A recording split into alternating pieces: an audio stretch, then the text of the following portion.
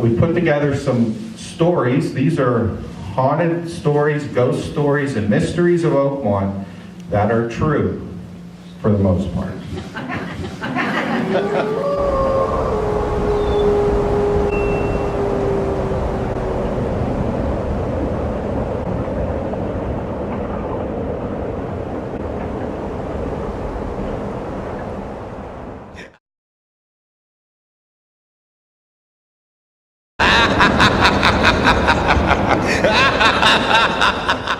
The Ace Hardware store sits just across the street from the library, and the building was constructed in 1960 on the site of two large houses. Now, if you go in the store and you talk to the employees, they would tell you of strange occurrences that happen in the store. Things move to a different place, footsteps in the back room, and things falling off the shelf mysteriously. And they'll tell you the building is haunted. Well, about 7 years ago, I did a program for the Oakmont High School class of 1950. It was their 60th class reunion. And there was a lady who came in from Michigan, and we got talking about when she lived in Oakmont. And she said, I lived in a house that was located where the Ace Hardware and Panera is. And she said, I lived there with my family and the spirits who visited me in my bedroom. And I thought, now how could that be? This lady from Michigan who said that space was haunted, the employees of Ace Hardware who never met this lady, yet they had the same story.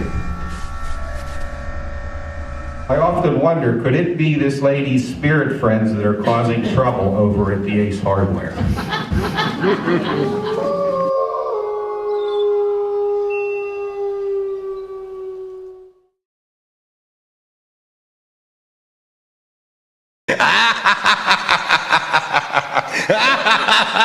For many years, the firemen of Oakmont have been visited by a mystery firefighter who appears at the fire station.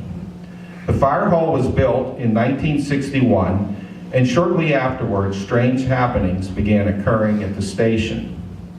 On many occasions, when the firemen are in the building, they hear the front door open, and they hear someone walk up the steps, but no one ever appears. Once, a delivery man was making a delivery at the station, and he entered the front door. And he saw a man in full fighting gear standing on the steps in front of him. He looked over into the truck garage and looked back, and the firefighter had disappeared. The firemen named their visitor Mr. Hoffman. So be on the lookout. You never know where firefighter Hoffman will appear at Oakmont Fire Station.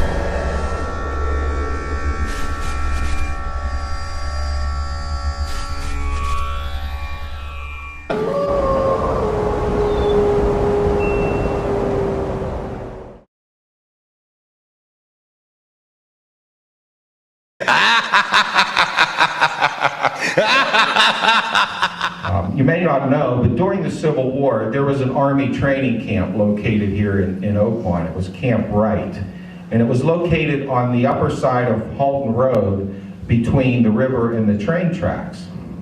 Over 4,000 men were trained at Camp Wright, and they went on to fight in battles of Gettysburg, Manassas, Bull Run, all the major battles of the Civil War. On the night of June 23rd, 1861, a suspicious man was seen at the camp wearing a long overcoat. The guards thought it was unusual that a man be wearing an overcoat in the middle of June. So they approached him, and he tried to run away, and they chased after him and captured him. When they talked to him, he finally confessed that he was a Confederate spy. And inside his coat, they found 2 pistols and 3 pounds of arsenic. And he confessed that he went there with the idea he was going to dump arsenic into the water wells and poison the soldiers. But what he didn't know, there were no wells at Camp Wright. The water was supplied by springs that came off of the hillside. Well, he was charged with treason and hanged. Residents in the area of Morris Estates have sometimes reported seeing a man with a long overcoat lurking in the moonlight, running between the backyards. It's said it's the ghost of the spy, still searching for the water wells of Camp Wright.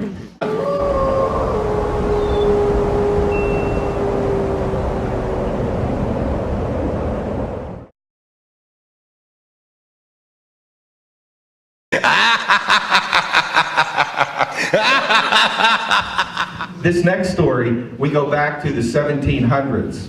On June 1st, 1794, a group of pioneers from Armstrong County set out for the frontier in the Kentucky Territory.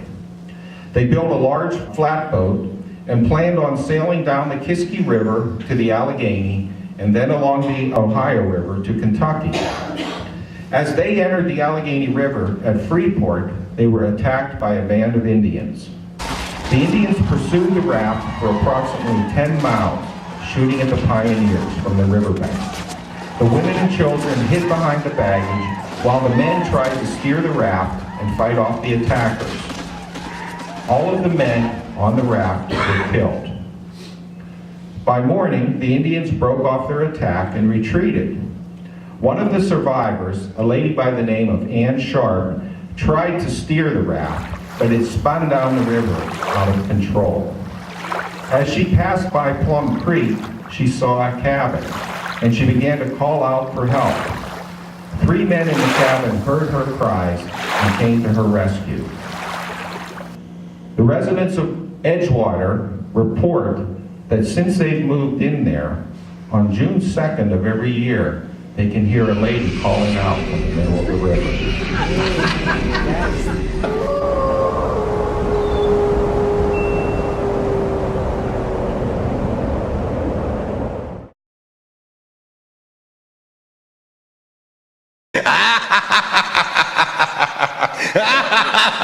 And I'm sure you're all familiar with the Bright Cemetery up on 4th Street. The Bright Cemetery dates back to 1823. The Bright family were the first settlers here in Oakmont, and Mr. Bright set aside a portion of his land for a family cemetery. Now, during the war, Mr. Bright, Michael Bright, had 2 grandsons who signed up for the Union Army, Adam and Charles. Charles Bright was killed at the Battle of Gettysburg and he was wounded at Gettysburg and died in Boonesburg, Maryland in 1863. His body was sent back and he was buried here in Oakmont with the family. His brother Adam was captured by the Confederates and sent to Andersonville Prison in Georgia. Well, he died in prison and he was buried in a mass grave. After the war, the Bright family went to Georgia to try to locate his body and bring it back to Oakmont, but they were never able to find it. Well, when his parents, Peter and Margaret Bright, died, they had Adam's name inscribed on their tombstone so the lost son would not be forgotten. And to this day, even though his name is on that tombstone, he's buried in Andersonville. But people who have been walking by there at night report that they see the ghost of Adam Bright in his uniform wandering through the cemetery trying to join his family.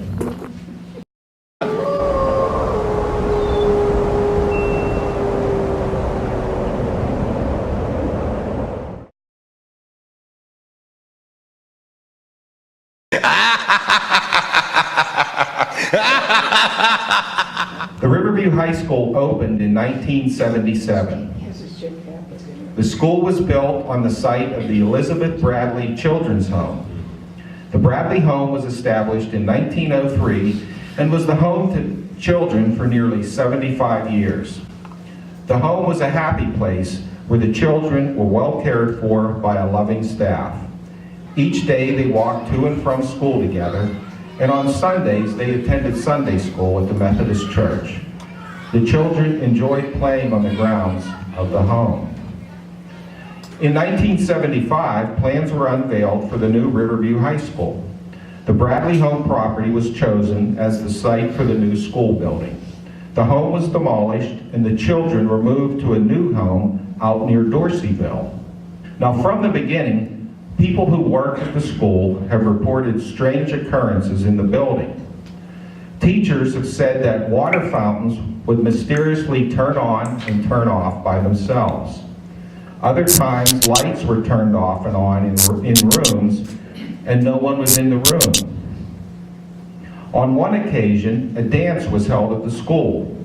After all of the students had left the school, the chaperones were closing up, and they heard children down on the first floor. So they got on the elevator and went down to tell the children they had to leave. As they were going down, they could hear giggling and laughing. When the elevator door opened, there was no one to be found. The doors were all locked, and there was no children anywhere in sight. There have been many reports of strange happenings at the school. However, people have said they're not scary occurrences, but rather a presence of spirits that are non-threatening, as if the spirits of the children still occupy the location of the beloved Bradley home.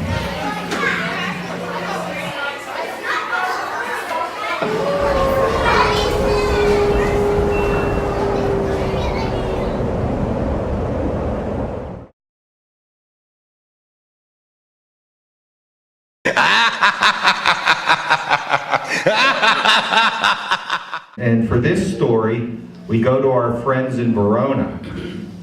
And this is an article that I found in the Pittsburgh Press, dated October 17th, 1907. The headline is, "Verona Has a Ghost." Citizens of the borough of Verona are growing excited over the almost nightly appearance of a ghost in that vicinity.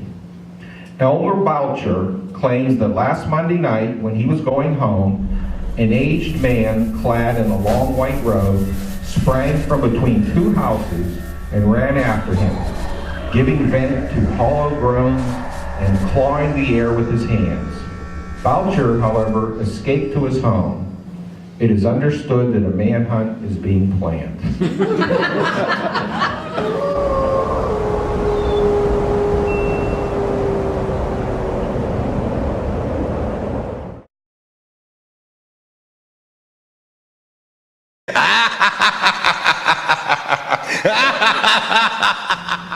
People always ask, do you know of any haunted houses here in Oakmont? And the one that always comes to mind is the Tom and Eddie's building.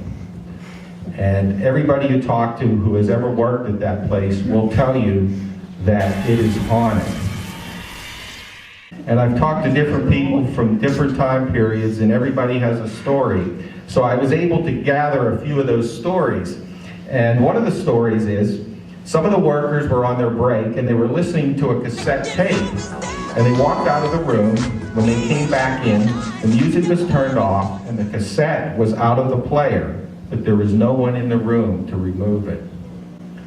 On another occasion, an employee went into a walk-in cooler, and when he came out, there was a garbage can wedged up against the door, but he was the only one there. There was a story of two workers who were on their break, and they were sitting across the table from each other, and the one lady felt someone touch her on the back.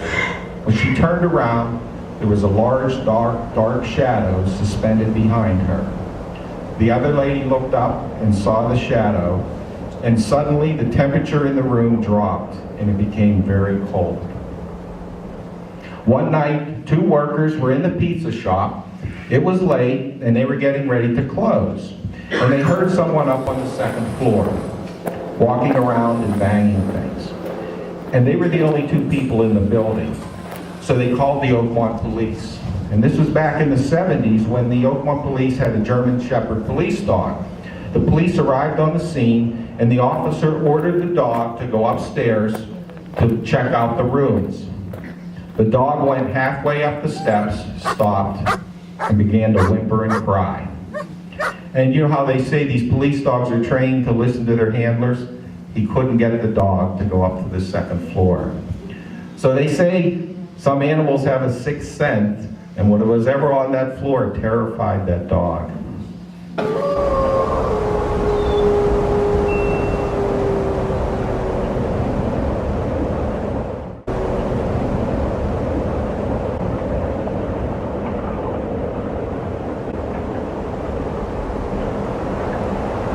Ha ha ha ha ha!